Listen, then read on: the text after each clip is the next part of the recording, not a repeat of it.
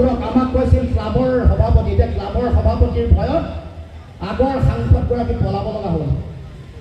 লুৰিণজ্যোতি গগৈক কৈছিল ক্লাবৰ সভাপতি, ক্লাবৰ সভাপতিৰ ভয়ত তেওঁলোকৰ ষ্ট্ৰেটেজি সলনি কৰিব লগা হ'ল। কিন্তু তাৰ পাছত ভাবিছিল যে সৰ্বানন্দ সোণোৱালে বিজেপিক বচাব পাৰিব। গম পোৱা নাই যে সৰ্বানন্দ সোণোৱাল অসমত দুবন্ধ বিজেপিৰ যিখন নাও তাৰ নাৱৰীয়া এই কথা গম পোৱা নাই। এতিয়া ৰাইজে সেইকাৰণে সিদ্ধান্ত গ্ৰহণ কৰিছে যে অহা 19 এপ্ৰিল তাৰিখে আমাক কৰা অন্যায়ৰ বিৰুদ্ধে ভোটদান কৰিব। আৰু আমিও কথা দিছোঁ, আমি আমাৰ ডিব্ৰুগড় লোকসভাৰ ৰাইজে ইণ্ডিয়া এলায়েন্সৰ সন্মানীয় বিষয়ববীয়া কৰ্মকৰ্তাসকলক কথা দিছে যে আগন্তুক দিনসমূহত যেতিয়া ইণ্ডিয়াৰ চৰকাৰ দিল্লীত হ'ব তেতিয়া ডিব্ৰুগড় ৰাইজ ইয়াৰ অংশ হ'ব। আৰু এই যে যিটো স্মৰণীয় সময় তাৰ সাক্ষী হ'ব ডিব্ৰুগড় ৰাইজ। গতিকে সকলোৱে এই কথা দিছে আৰু ময়ো ৰাইজক আহ্বান জনাইছোঁ যাতে আপোনালোকে সকলোৱে ওলাই আহি ভোটদান কৰে। মই দীঘলীয়া কথা নকওঁ, সকলোৱে আশীৰ্বাদ বিচাৰিছোঁ। আমাৰ ভূপেন বৰা ডাঙৰীয়াই ক'ব, সকলোৱে সহায় সহযোগিতা বিচাৰিছোঁ আৰু ভোটদানৰ হাৰটো যাতে বঢ়ায়। ভোটদানৰ হাৰ গাঁও অঞ্চলত বৰ কম হয়।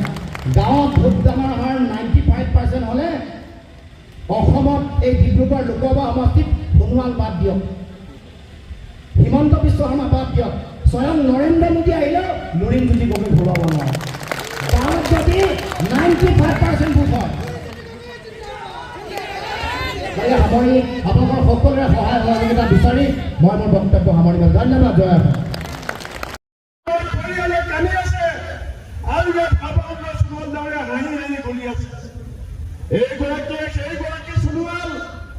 অসমৰ মানুহক কৈছিল যে অসম চুক্তিখন বোলে সোণোৱাল ডাঙৰীয়াৰ কাৰণে গীতা বাইবেল পুৰাণৰ নিচিনা। সোণোৱাল ডাঙৰীয়া, আপুনি পাহৰিব পাৰে, অসমৰ মানুহে পাহৰা নাই। আপুনি অসম চুক্তিক গীতা বাইবেল পুৰাণ বুলি কৈছিলে। আপুনি পাহৰিব পাৰে, অসমৰ মানুহে পাহৰা নাই। আপোনাৰ নেতৃত্বত অসম চুক্তিৰ আত্মাক হত্যা কৰা হৈছিলে। অসম চুক্তিক বচাবলৈ যোৱা 5 গৰাকী অসম সন্তানক আপোনাৰ নিৰ্দেশত পুলিচে গুলীয়াই শ্বহীদ কৰিবলৈ কৰিছিলে। বিশ্বাসঘাতকতা কৰে, তাক যদি সেইজন ব্যক্তিক যদি আমি বাৰে বাৰে বিশ্বাস কৰোঁ, আমাৰ জাতিৰ ভৱিষ্যত বিপদাপন্ন হ'ব। কিমান প্ৰতিশ্ৰুতি দিছিলে 6 জনগোষ্ঠীৰ আহোমসকলক, মটকসকলক, মৰাণসকলক, চুতীয়াসকলক, 4 জনগোষ্ঠীক, কোচ ৰাজবংশীক 6 মাহৰ ভিতৰত এইগৰাকী সোণোৱাল ডাঙৰীয়াই জনজাতি মৰ্যাদা দিম বুলি কৈছিলে।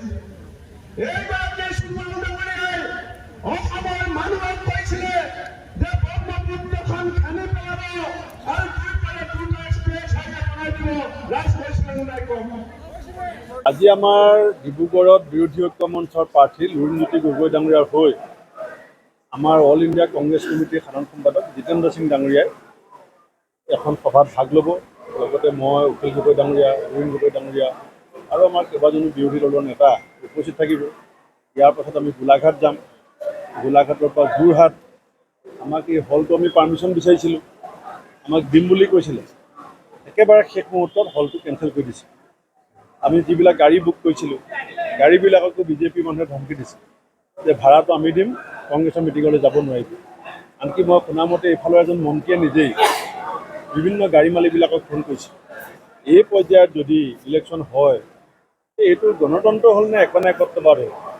গাড়ীবিলাকক সুধিছে পইচা কিমান দিলে, সেই পইচাটো ঘূৰাই দিয়ে, ইমান পইচা আমাৰ বিজেপিৰ পৰা লৈ লয়। এই পৰ্যায়ত যদি চৰকাৰে নামে আৰু ইফালে গোটেই ৰাইজক বাটে বাটে ঘৰে ঘৰে গৈ কৈছে যে গ'লে স্কিম কাটি দিম, এতিয়া ৰাইজৰ ফালৰ পৰা খবৰ দিছে যে আমি গাটো দেখাবলৈ যাব পৰা নাই, ভোটটো দিম। আমি যাবলৈ মন আছিলে, কিন্তু আমাক ঘৰে ঘৰে বিজেপি নেতাৰ কাৰণে ভাবুকি দিছে। গাড়ী মালিকবিলাকে পইচা ঘূৰাই দিছে, কৈছে যে বিজেপিয়ে কৈছে পইচা আমাৰ পৰা লৈ লওঁ, যিমান ভাড়া কংগ্ৰেছে দিছিলে পইচা ঘূৰাই দিয়ে। এই ধৰণৰ ষড়যন্ত্ৰত যদি লিপ্ত হৈছে, তাৰমানে তেওঁলোকে কিমান ভয় খাইছে। তেওঁলোকে যে অসমৰ ৰাইজৰ মন জয় কৰিব যে পৰা নাই, অকল বাহুবল ধনবল দেখুৱাই যে ইলেকশ্যন খেলিব বিচাৰিছে, সেয়া ডিব্ৰুগড়ৰ উজনি অসমৰ মানুহে বুজি পাইছে। আৰু মানুহে ইতিমধ্যে সিদ্ধান্ত লৈছে সভালৈ কোন আহিব কোন নাহিব, কিন্তু ভোটৰ বাকচত ৰাইজে বিজেপিক এটা শিক্ষা দিব 19 তাৰিখে সেইটো নিশ্চিত যে কিনো তোমাৰ লীলা মামা কিনো তোমাৰ লীলা চামুচাৰে দিছা তুমি বেলচা মাৰি নিছা সেইটো বজাই দিব। এই 100 দিন মুখ্যমন্ত্ৰী থাকিব নেকি? হিমন্ত বিশ্ব শৰ্মা ডাঙৰীয়াৰ যিটো দুৰ্নীতি ভ্ৰষ্টাচাৰ কাগজ দিয়ক মই লিখি দিম 100 ডেজ তেওঁ চকী লৰিব।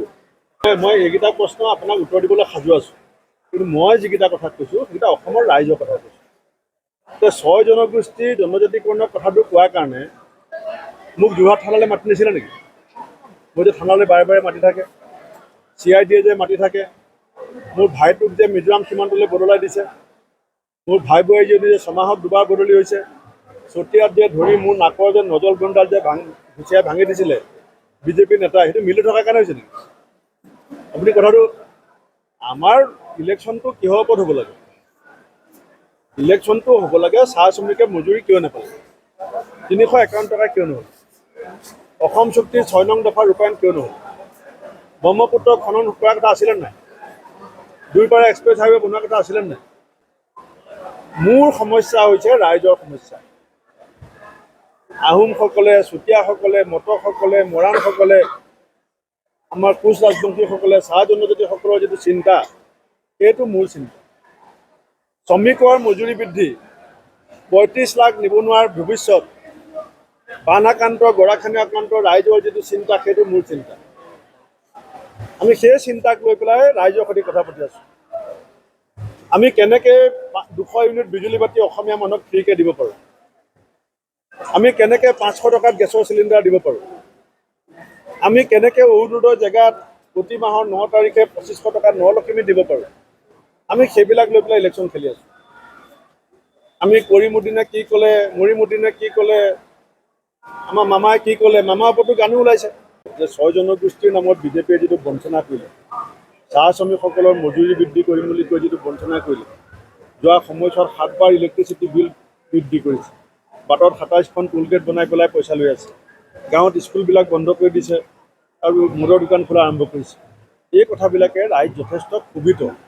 লুৰিণ গগৈ ডাঙৰীয়া অকল বিৰোধী ঐক্য মঞ্চৰ প্ৰাৰ্থী নহয়, এইটো ডিব্ৰুগড় লোকসভা সমষ্টিৰ গণতন্ত্ৰ ৰক্ষা কৰিব বিচৰা, সংবিধানৰ প্ৰতি সন্মান জনোৱা ৰাইজৰ এজন প্ৰাৰ্থী হিচাপে তেওঁ ইতিমধ্যে যথেষ্ট সমাদৰ ৰাইজৰ আশীৰ্বাদ লাভ কৰিবলৈ সক্ষম হৈছে।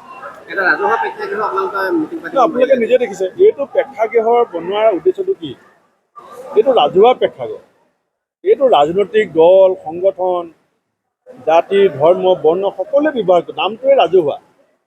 এইটো ৰাইজৰ অনুষ্ঠান, কোনো মন্ত্ৰী MLA বাপেকৰ পইচাৰে বনোৱা নাই নহয়, এইটো চৰকাৰী পুঁজিৰে বনোৱা। হয়তো ইয়াৰ কমিটিখনে ক'ব পাৰে যে পলিটিকেল পাৰ্টিয়ে মিটিং কৰিলে আমাক এটা ভাড়া দিব লাগিব, ল'ব পাৰে ভাড়া এটা, কাৰণ মেইনটেনেন্সৰ খৰচ থাকে, কিন্তু আমি হলটো নিদিওঁ। এইটো এইটো এইটো প্ৰকৃতাৰ্থত আমাৰ পৰম্পৰা আছিলে জানো? এইটো আমাৰ গণতন্ত্ৰৰ পৰম্পৰা হয় জানো? এই কথাটোৰ গণতন্ত্ৰৰ কাৰণে আমাৰ অসমৰ কাৰণে অশুভ ইংগিত নহয় জানো? এই যিটো আকুৰ গোজ, মই মতালি, একনায়কত্ববাদী চৰিত্ৰ, এইখিনিত মিটিংখন পাতিবলৈ দিয়ে, হলটোত নিদিয়ে। আপুনি বিজেপিয়ে এটা সিদ্ধান্ত দিয়ক যে ৰাজহুৱা, এই ফিল্ডখনতো ৰাজহুৱা ফিল্ড, এই ফিল্ডখন ৰাজহুৱা সম্পত্তি নহয় জানো? এই ফিল্ডখনত যদি দিব পাৰে, হলটোত কেলৈ দিব নোৱাৰে? আৰু আমিতো কোৱা নাই যে আমাক অকলে দিয়ক, চবকে দিয়ক, চবকে দিয়ক।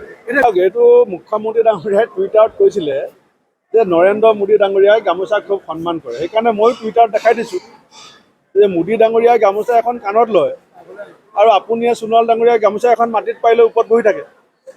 গতিকে আপোনালোকৰ সন্মান কোনটো? মানে মাটিত পাৰি ওপৰত বহাটো সন্মান নে এনেকৈ কাণত লোৱাটো সন্মান?